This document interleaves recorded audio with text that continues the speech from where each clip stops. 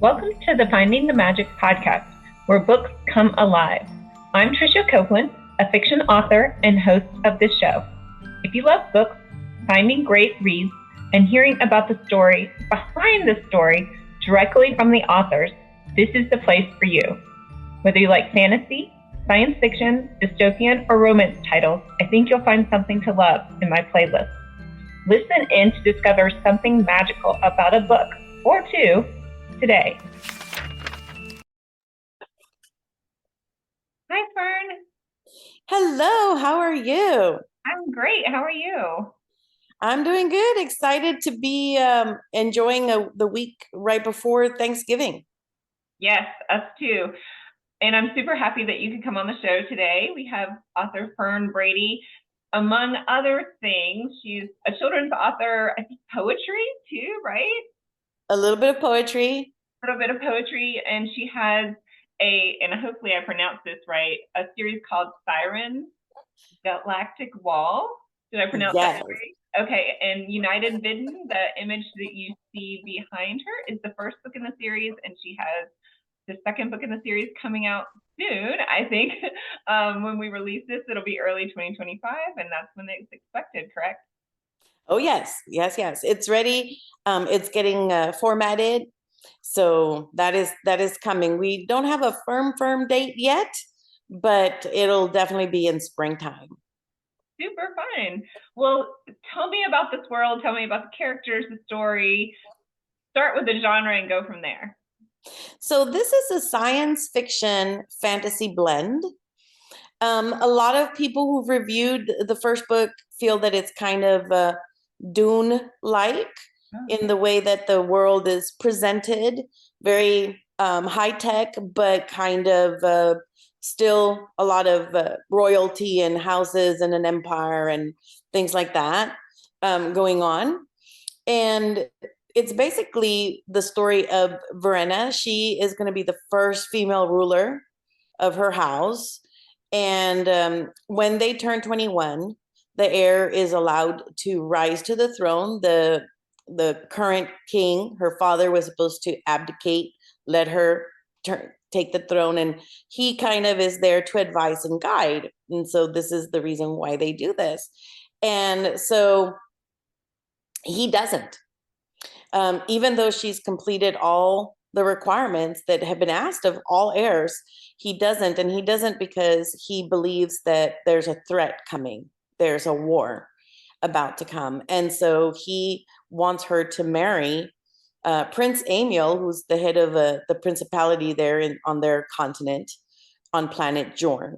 And she's not opposed to getting married to Amiel. She likes him. You know, they've always been friends growing up, but she's a little afraid of him because he does have an interesting darker side, and she wanted to rule, and so she feels really devastated that in her mind her father didn't want her to rule, and so she runs away in book one, causing a whole lot of unrest. Amiel thinks that the dad is hiding her from him, and there's war between their nations.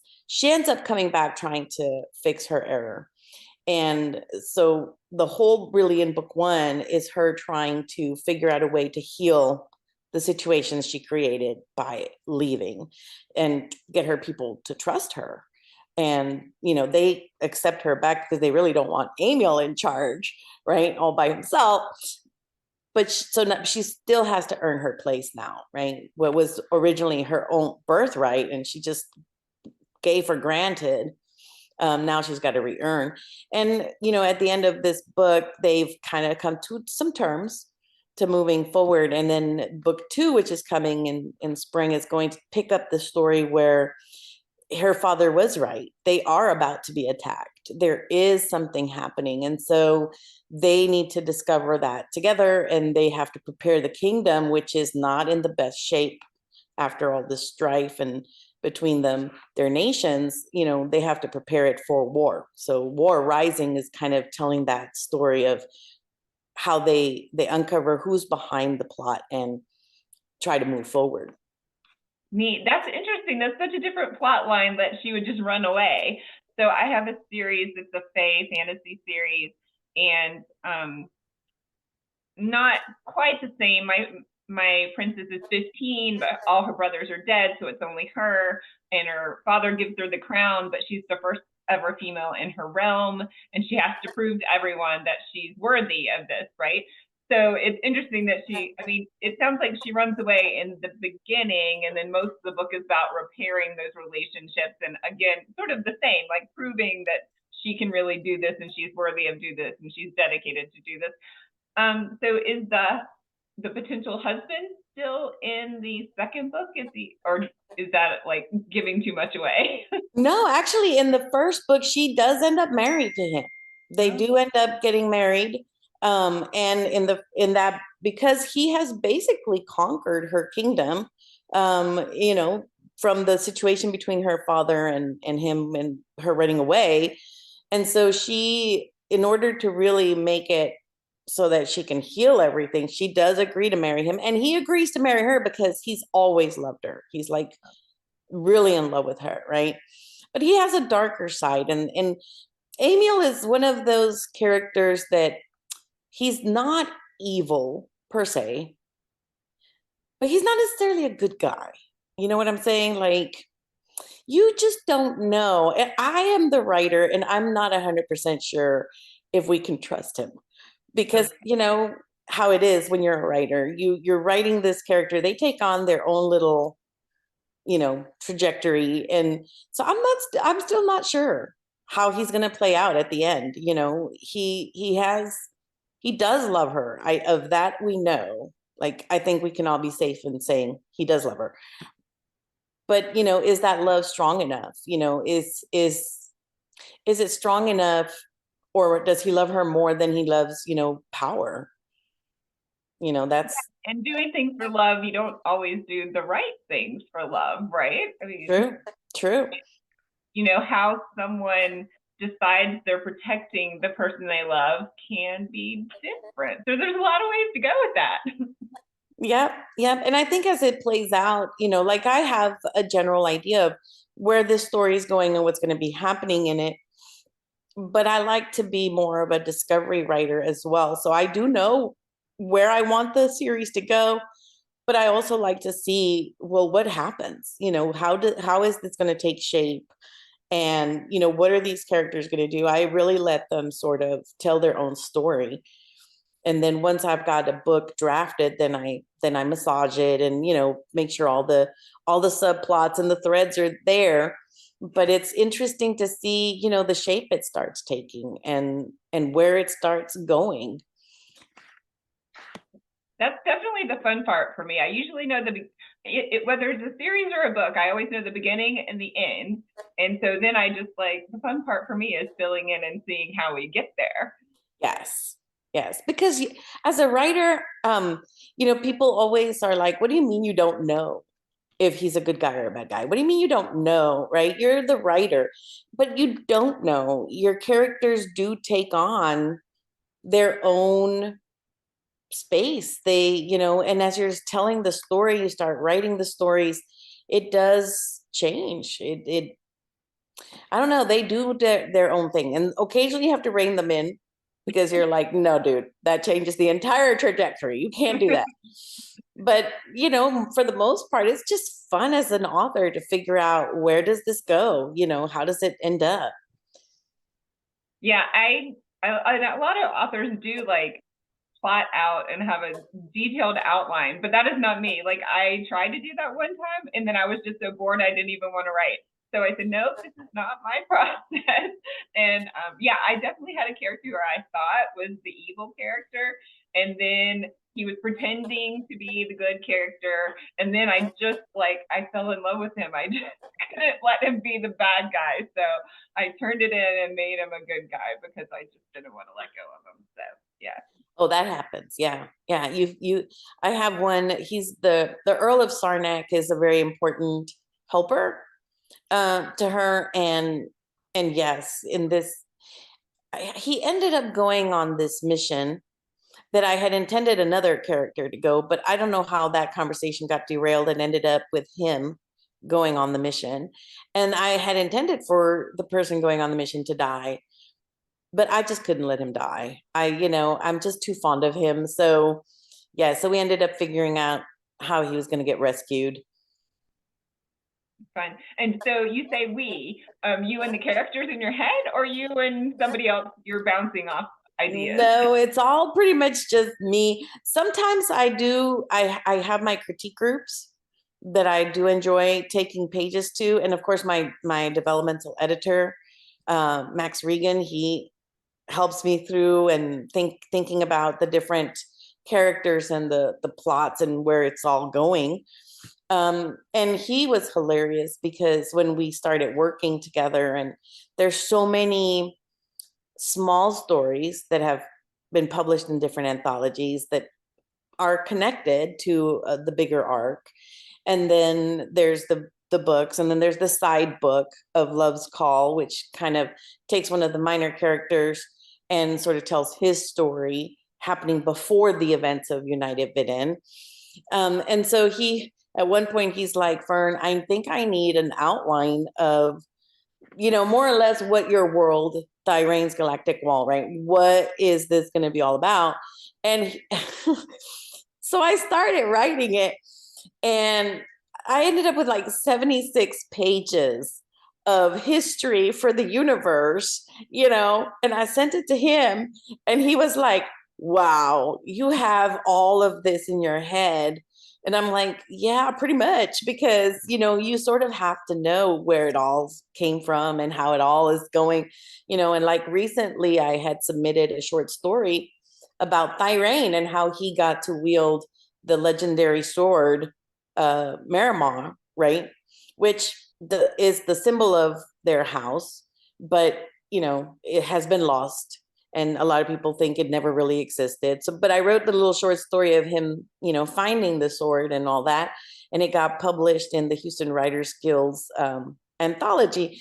And Max is like, I don't know how you can just toggle back and forth in the history of this world, and just suddenly jump into this space and write something. And it's like, I don't know either.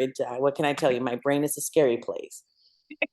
Yeah, I completely feel like that all the time. So I'm right there with you. Well, that's so fun.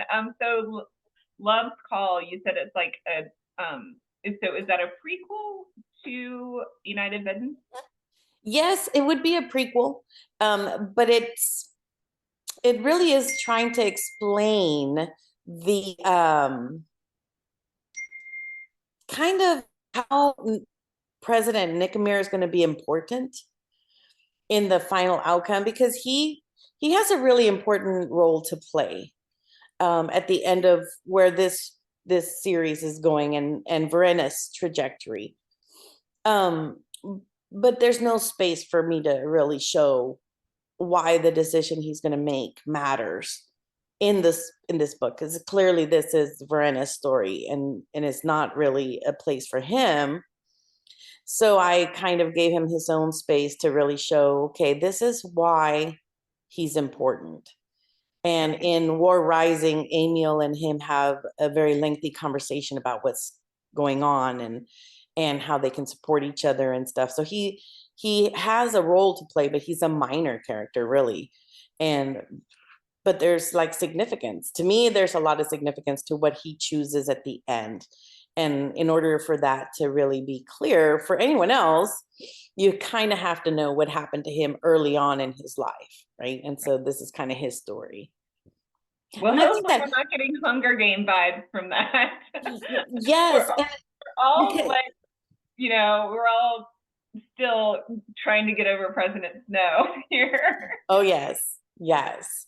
Well, and because sometimes just kind of feeling what these characters, what led to that, right? Like, why does a person become a President Snow?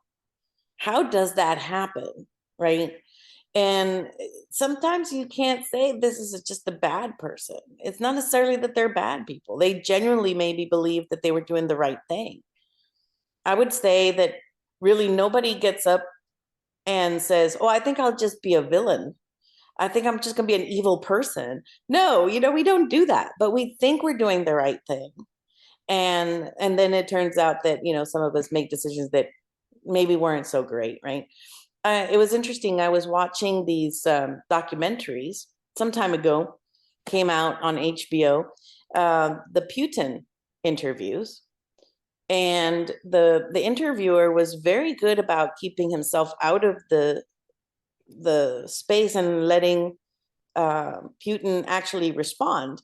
And it was very intriguing to hear Putin talk about his choices he made and why he made them. Because he's not, you know, we always have this image of him as an evil dude. And yeah, I don't think we can argue against that. But when he tells it, he's doing what's right for Russia, right? Right. Yeah. He sees himself as a good guy, right? He's like Russia's savior. And so I think it's fascinating to hear that, because we as authors have to think that way, right? We have to look at our villains and give them that nuance of, these are people who think they're doing the right thing, right? And I feel like if we can do that, if we can make the reader believe that that bad guy is actually doing what he or she thinks is the right choice, then that's so much more powerful. Right. Yeah. Because I mean, the scariest thing for me is a character or a person, or, you know, you never want somebody that's just evil for evil's sake, because that is the scariest thing, because then they would have no limits, no qualms about how far they would go in real life or in fictional life. Right. So yeah, having those morally gray characters that you can really dig down and say, what is going on in their psyche is really rich and adds to the story. Yeah. And the more nuances that you can give characters, the better, you know, because nobody's all good, right? And nobody's all bad. We've Like all your got. main character who decides to run away, that was her Mhm. reaction, right? Yes. And it was interesting writing it, because we I had intended for the story to be, okay, the opening where she gets told, you know, that her father's not going to be advocating, right? And then running away, and then starting right away with the main drama of when she comes back. But people wanted to understand why she made that choice, you know? So then I had to really delve into a good part. Like part one of the book is just building up to that choice, because readers were not happy with it. And I was like, but that's what she does, right? Like, you know how sometimes you're like, I could rewrite this, but that's not how it happened, right? You have that innate feeling of, this is the story. And so we had to figure out a way to transmit, like, okay, this is a young woman who really genuinely is shattered and believes that her father never wanted her to rule, right? And says, well, you know, if you've always wanted this dude to rule, well, then just sit him on the throne, right? Yeah. I'm out of here. Yeah, well, and her making the decision to come back too, that would be a hard choice as well. I mean, maybe, you know, the decision to leave was a little bit flighty or a little bit, you know, reactionary, but making the choice to come back and knowing that people are probably going to be like, what the, we're not going to trust you anymore. Why would we trust you? So that would be a hard choice too. But I can see that like being a major character development piece where, okay, I'm going to come back and I'm going to do what's right. And I know I can do this type moment. And the changes that are going to happen to her, because, you know, when you were born to that position, right? She was born to that position, and everybody accepted she was going to be the ruler.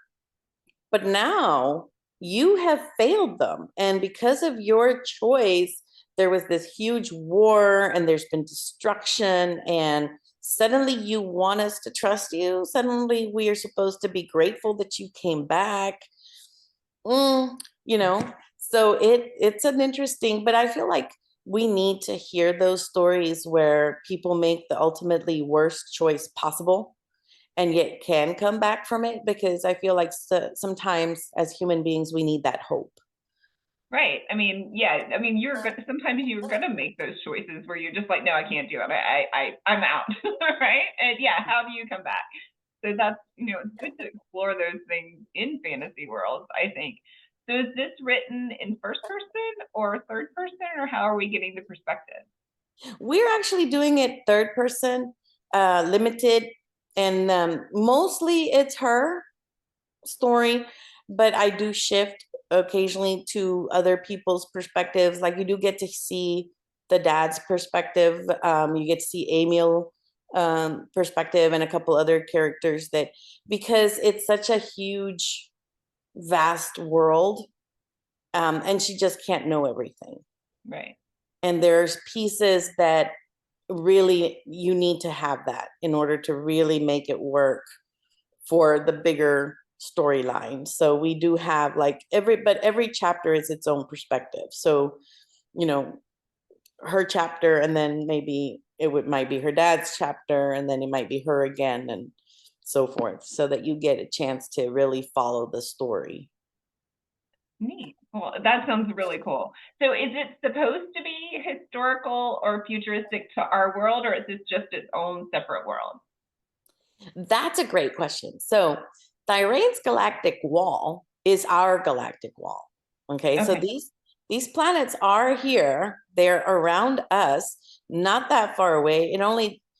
Well, based on their quantum portal travel, they can get to places a lot quicker.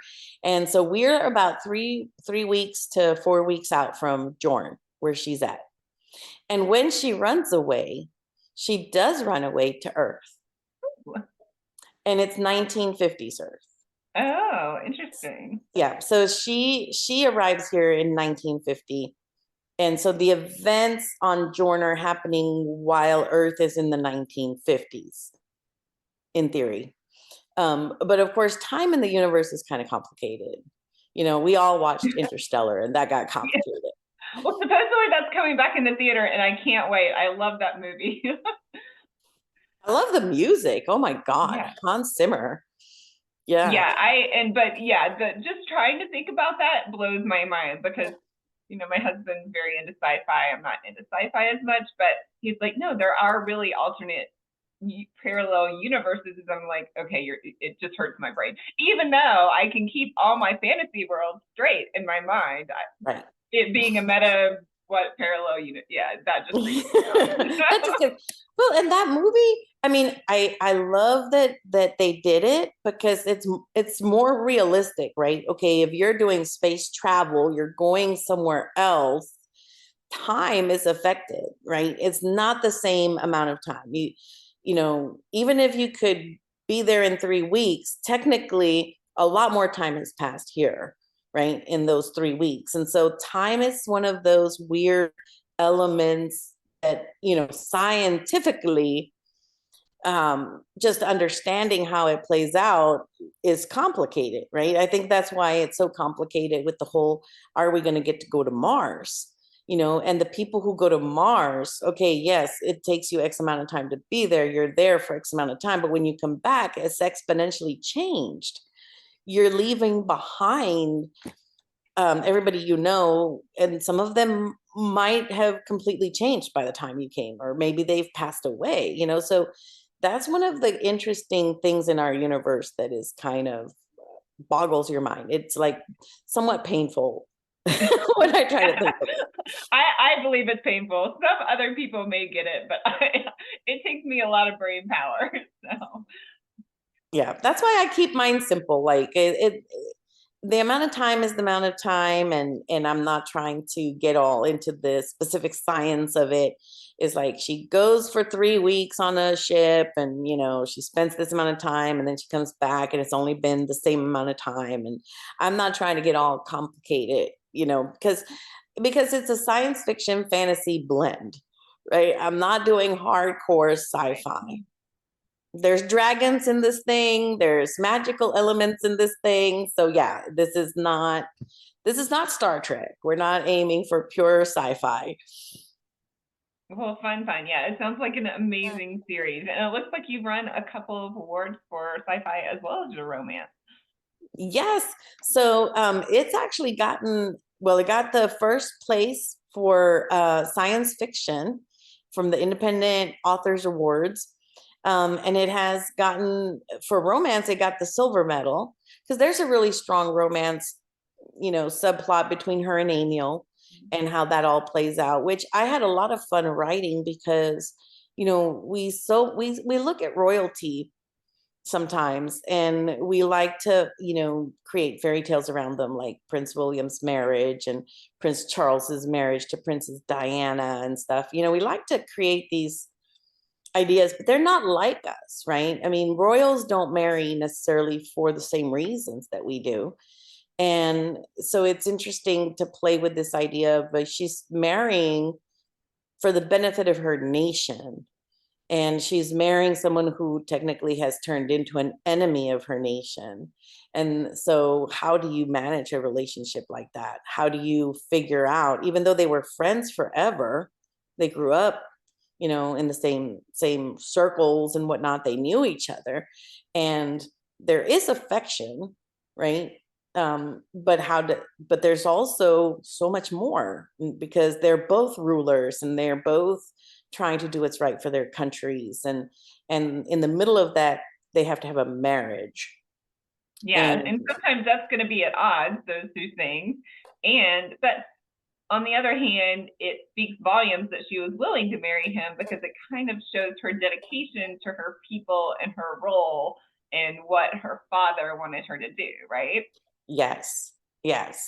And then you have the whole situation, like, okay, she's by the end of book one, well, I don't want to spoil it too much. No, don't give too much away. Yeah, I mean, you have the whole, it's a very complicated, it's not like a regular romance, right? I mean, and even in our regular world, we have complicated marriages. Marriage is a complicated situation on the best of terms. And then you have these two beings who are trying to govern, and learning styles are not the same. Their goals are not necessarily the same, though on the surface it might seem like they are. So it creates a really fun element for the romance element of the story.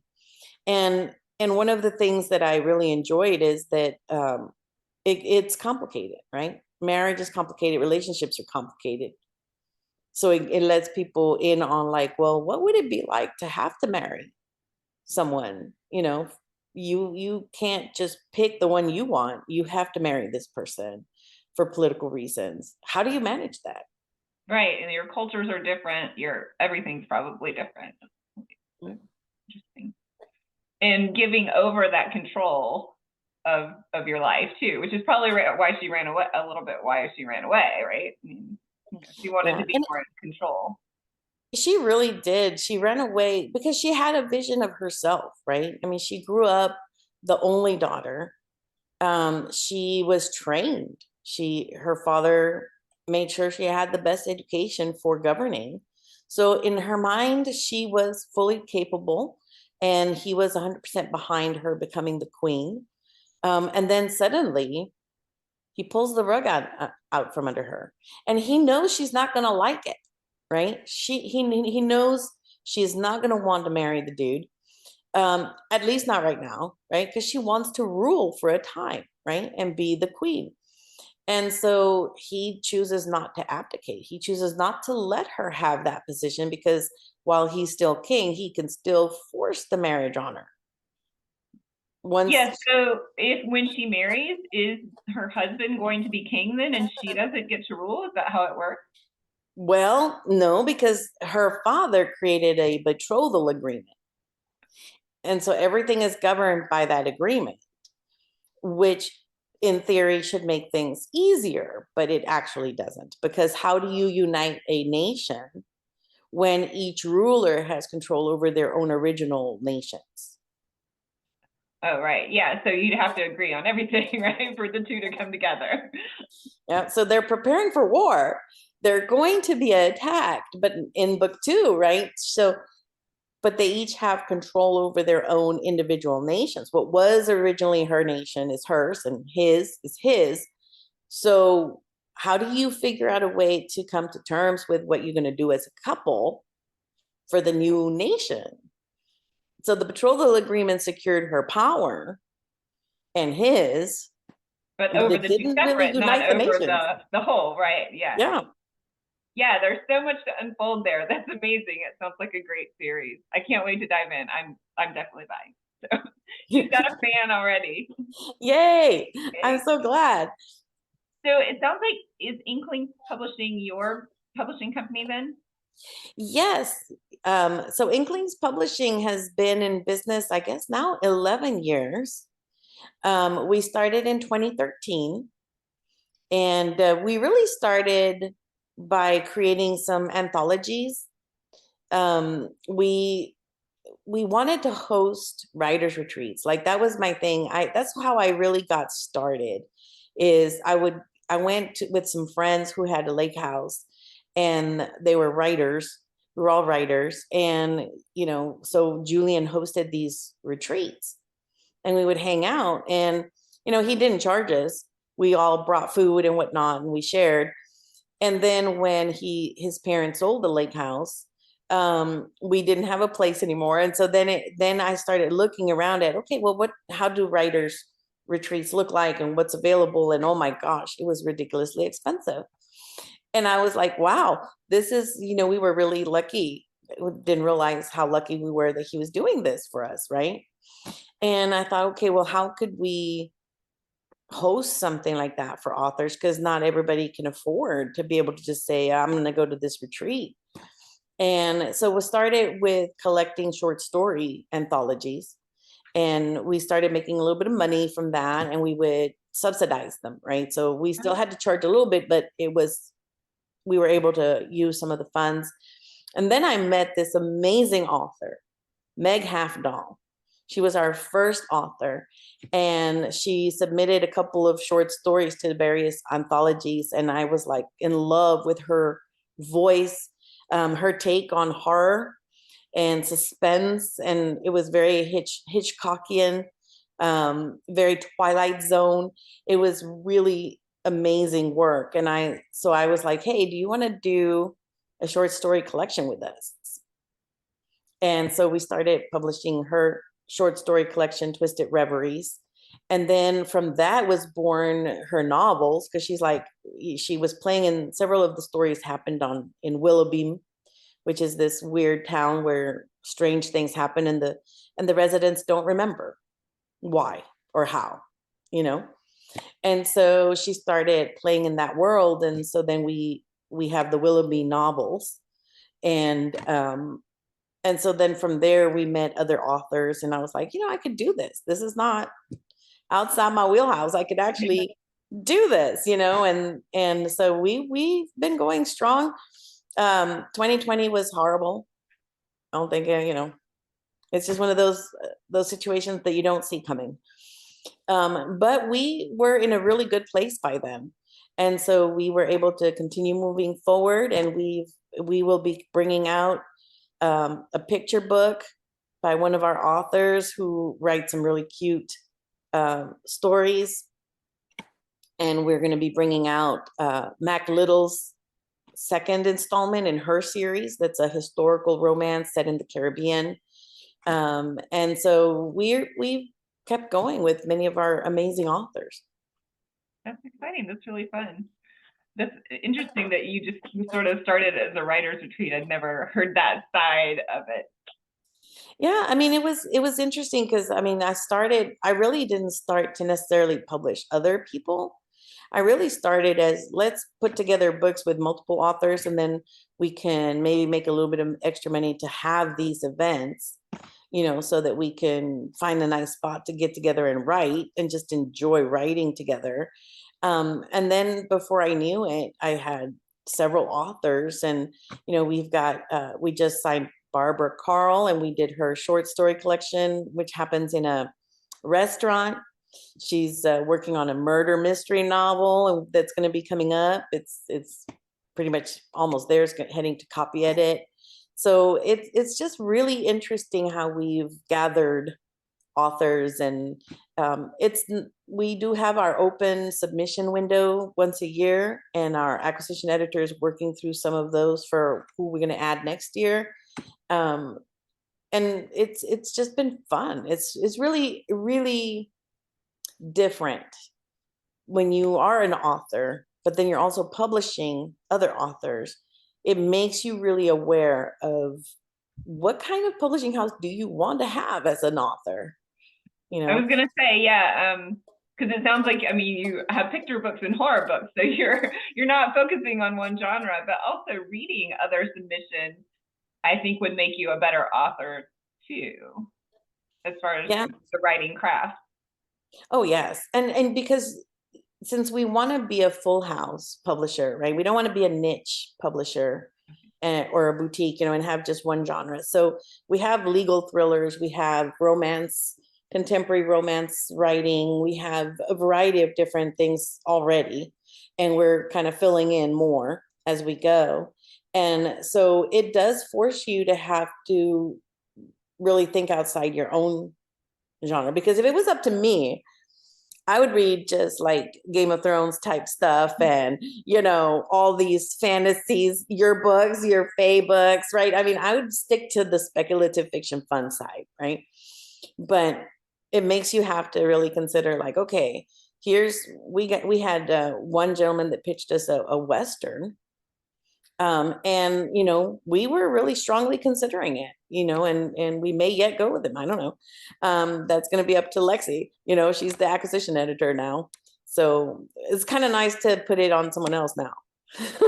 Yeah, to have a team behind you rather than just you. Because yeah, if you think about if you're publishing, I mean, right now, I mean, well, from my point of view, it seems like fantasy and romantasy and you know, these Game of Thrones stories are so popular, but the tides may turn. I mean, romance is always popular, but tides may turn, and thriller mysteries may be more. Coastal mysteries seem really popular too. But anyway, yeah. So if you're rounded out as a publishing house, then you know those little trends won't affect you as much. It would seem like. Yeah, and that's really why once I started with Meg as a single author, you know, and moved away from just doing like anthologies with multiple author short stories, right? Then I was like, okay, I don't want to go into a single genre, because people do read wildly, and even though like vampires have not been that popular for a while, right? They were super popular for a time because of Twilight. And then that waned. And zombies were super popular and it wanes, but then they flourishes again because here comes another underworld movie coming up soon. So that could give a spur to vampires. And you've got the new Interview with a Vampire happening and stuff. So you don't know. Yeah, apparently. So like, you know, you have these ebb and flow of different genres, but as a publisher, you want to offer a little bit of everything, right? So anybody who likes stories, whatever story you like, my goal is that eventually you'll find some author here in Inklings that offers you that, you know, and that's going to take a while. Yeah. And it's interesting. This wrote kind of circles me back to the question. So your character in United Vidden, she is 21. So is this an adult fantasy? Does it like is it PG-13 or what would you? How would you rate that as far as what age group is best to read that series? Oh, I would definitely say it's an adult. Okay. New adult, yes. Okay. I think, you know, if you're gonna let a high school student read it, I think the parent needs to read it first. Okay. And make sure they're comfortable with it, because it is not PG. Okay. You know, there's intimacy, there's a lot of violence because there's wars going on, you know, that the subject matter is deep. So I would say definitely adults. And then if you want to let your kiddos that are, you know, teens read it, you need to read it first and make sure you can talk about it, you know, and because I'm always for letting kids explore ideas, but I feel like when they're that young, you need to have conversations with them. So as an educator, you know, having been a teacher and being a teacher, I feel it's important. Anything you put in front of them, you need to be able to talk. You need to be able to discuss and explain and explore. How did this book make you feel? What did you think of this? And let's build, an understanding of why is this character behaving this way? And what leads humans in that direction? And, a lot of times we think children can't handle stuff, but they can handle a lot more than what we think. The key is having someone willing to discuss it, and letting them process it, and not just leaving them alone to their own thoughts. Yeah, it's interesting. When I was in fourth grade, I was in the gifted program, and there weren't many of us. So they just put us in the library and told us to do research projects. And I did mine on Hitler and World War II, but nobody was there to say explain it or any context whatsoever. And I was just reading about the concentration camps, and I'm like, this is really dark. I don't think I should have been doing that in the fourth grade. But then my kids come along and they kind of read the same book, but in a class setting, not just off by themselves. So I'm like, okay, this was appropriate, but it needed to be discussed. So yeah, I'm right there with you. Oh yes, definitely. Especially if you're gifted and talented, because a lot of times that means, and I have students and I've had students who are way above their reading level, right? They may be in fourth grade, but they can read sixth, seventh, or eighth grade level books, but that doesn't mean they can necessarily process the material, right? So, I want them to read and keep expanding their vocabulary and expanding their levels. But if I know that materially the content is going to be something that is way more than maybe their level and age, then you need to have built in those discussions. I have a group of girls right now that we read together, right? They choose a book that's on their level, and I read it too, at the same time. Usually I've already read it, but they think I'm reading it at the same time. And then we talk, we meet once a week and we talk about it, and we share how are we thinking about this and how are we feeling about that, because they are a little bit higher level than my other fourth graders, right? So, but just because you can read something doesn't mean you're ready emotionally for it. So having that conversation is good. And I always let the parents know, this is the book we're reading and this is the content, and let me know if you don't want your kid to, because you have a right as a parent to know what is your child reading. And if you don't want them to read that, then, as a teacher, I'll move them to something else, Yeah, at this point, I'm wondering if you ever sleep. No. What you don't know is I'm technically a vampire. No, okay, that explains the whole thing. So yeah. I do have another question. So I think you're CEO of the Houston Writers Guild. Is that correct? Yes. So the Houston organization.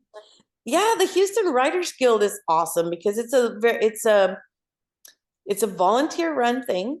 So all of us that are on the board, we work it together, and we put together conferences for local authors to attend, and anybody really to attend in Houston. We do one a year. We used to do 2 a year before the pandemic, but since then we've gotten to just trying to hone everything into one for right now. We bring in agents. So some authors who are still looking to try to get a traditional publishing contract can, maybe pitch their work to agents. We do a lot of those kinds of things for the conferences. We have ongoing critique groups that we host. And really it's just a matter of setting up the authors who are willing to do them. And we currently actually need a critique group director, because we had a really amazing lady, Brenda Pruce. I mean, she was really out there starting groups, so we have quite a few. But they do fill up amazingly fast. And so, we do need somebody who's willing to still maybe open new ones as more people want to do. And then we do offer occasional webinars and other things, but it's an interesting organization because people sometimes think, oh, Houston Writers Guild, well, where's your offices and blah, blah, blah. It's like, we don't have offices. Okay. we are a group of committed people doing this, and we do it in our spare time. that mythical.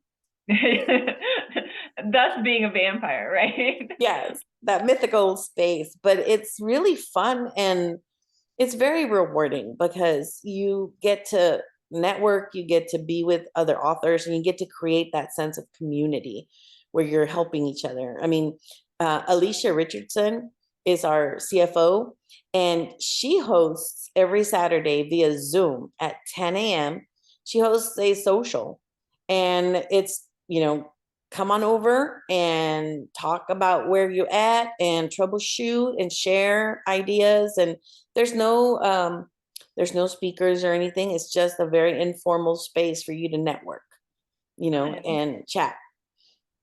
Yeah, it's funny because that's why I started this podcast, is because in 2020, when everything shut down, like I couldn't go to my regular like book signings, I couldn't see all my author friends, and I felt very isolated. I mean, I have a regular job in my family, but I think everybody felt isolated. But then I was like, oh, if I start a podcast, I can talk to my author friends, figure out what's going on with them, and let other people know about our books. So it was a win-win. Yes. And I think a lot of people felt that, and that's the beauty of Zoom, that it allowed us to stay connected. And,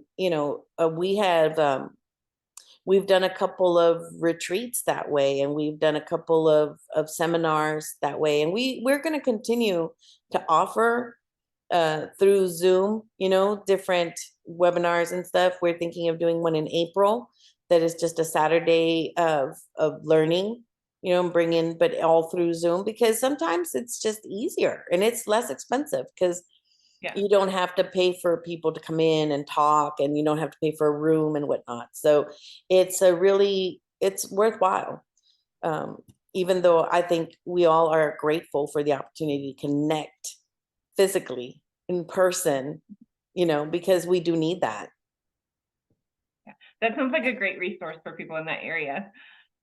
Yes. And our conferences, often we have people come in from all over that, they find us on the web or in different places. And the conferences are really great because you connect with authors from everywhere, and you connect to publishers, and you connect to agents, and you connect to different amazing speakers. We've had Kevin J. Anderson as our speaker. We've had, oh my gosh, his name is escaping me. Jamie Ford.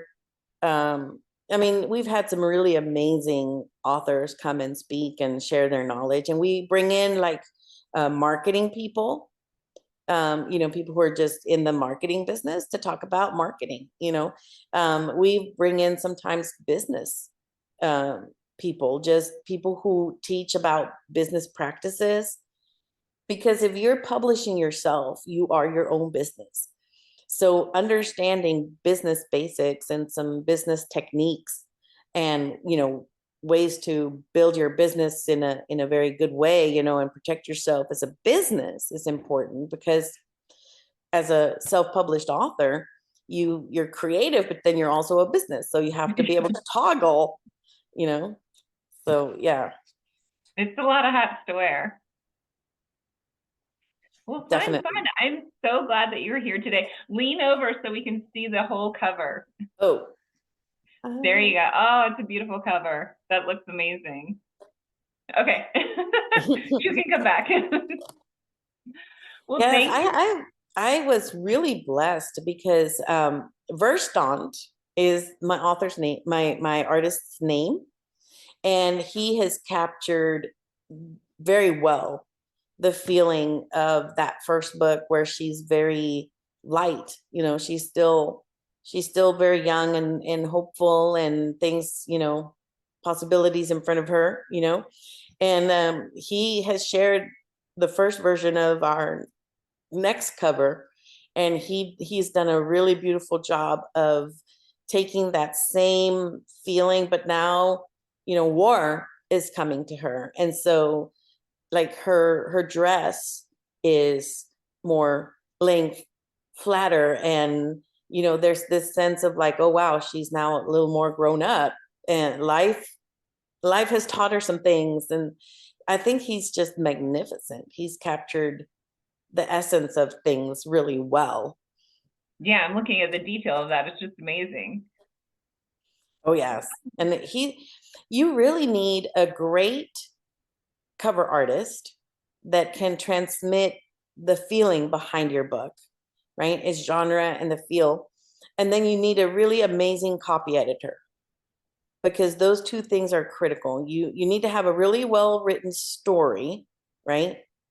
Delve into the content and whatnot, but then you have to make sure that it's well copy edited and that you have a really good cover, because people will not come back if the story is too wishy-washy or it falls flat somewhere. You need to maintain the balance between tension and release as you're moving along. And so it's been quite a journey discovering where those balances are and getting the right team together.